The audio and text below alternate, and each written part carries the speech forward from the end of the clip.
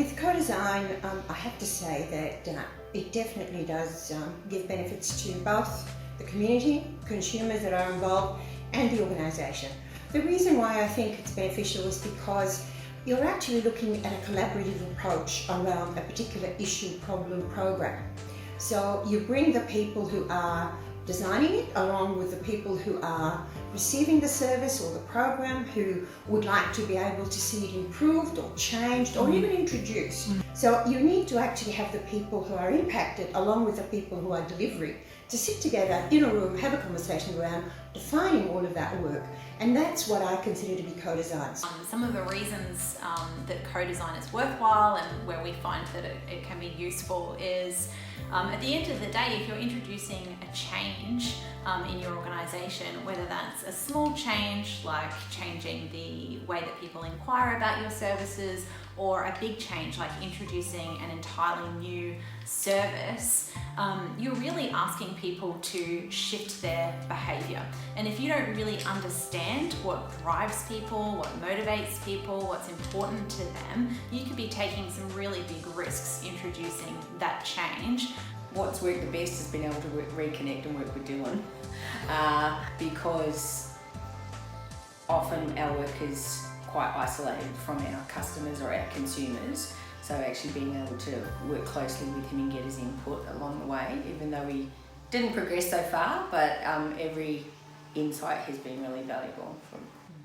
This went more into work depth and how to deal with different personalities, how do you come together, more directive to one issue. So I thought that was quite interesting. I think one of the barriers was in going into the co-design process, we didn't really have a good understanding of exactly what this whole process was going to look like. Sometimes the time, Monica and I were talking today around the time that we've got allocated. I think within the organisation everyone's got lots of different roles. I think the barriers that I felt personally and professionally was limitation of the group, because you have to be aware of differences, diversity and intersectionality. The major learnings for me personally were that we really needed to consider firstly what our own personal assumptions were and challenge them, and also seek feedback and input from a range of stakeholders, not just start with the assumptions that we have in our mind, but validate and challenge them. So we ended up speaking to internal stakeholders like our receptionists, our managers, but more importantly to the people that use the service as well, reviewing information that we have available and really testing those assumptions we started with. And I think it was quite interesting to learn that there's not just one way on how to do co-design.